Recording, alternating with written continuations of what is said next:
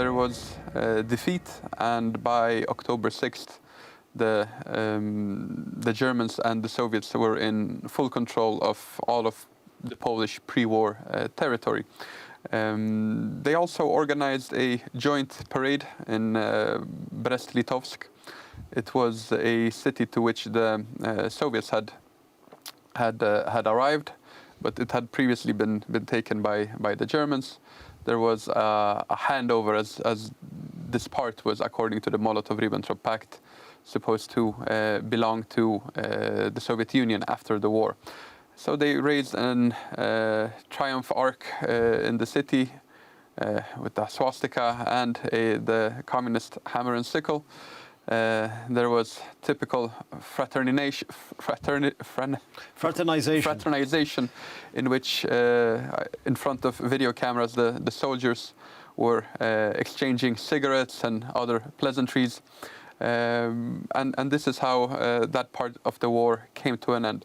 However, even though with the demise of Poland, maybe first it's also worth mentioning that over the next 2 years there was continued cooperation between the Soviet Union and Nazi Germany when it came to suppressing the Polish independence movement, all forms of Polish members of the resistance, or even just pre-war elites that, even if they had taken no action against neither the Soviet Union nor Nazi Germany, just by the fact that they were esteemed members of society, they could in the future be some problem, as they had certain authority among Poles.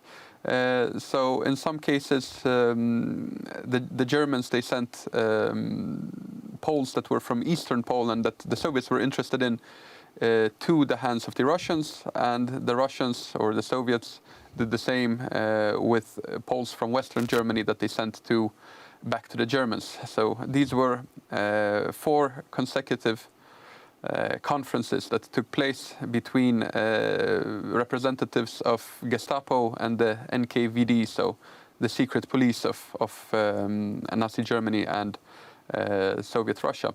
But even as I mentioned, that Poland finally fell completely at the start of October 1939.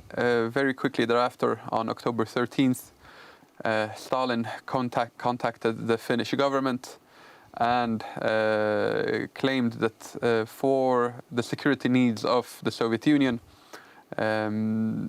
he demanded the so-called Karelian Isthmus, this area of Finland which was close to Leningrad or St. Petersburg today, and which has a big lake, several lakes actually, and rivers, but one of them is larger than the other, and an area which for the Soviet Union would be good to have as a defensive buffer zone in case there would be some form of invasion attempt against the Soviet Union and St. Petersburg.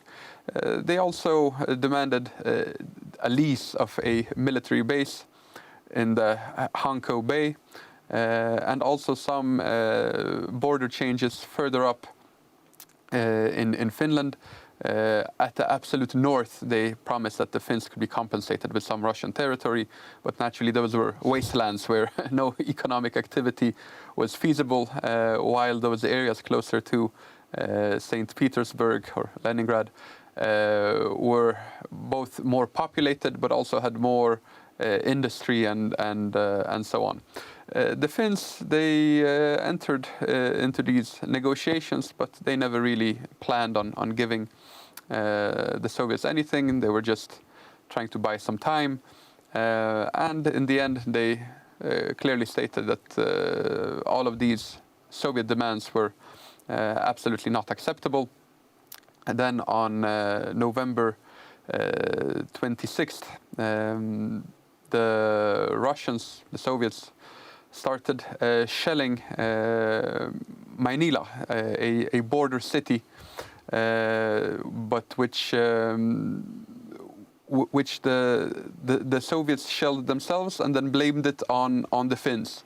So a classic false flag event. Adam, The clock in the corner of the studio is blinking at us. I'm afraid we have to bring that episode to a close, but fear not, we'll pick up the story next time.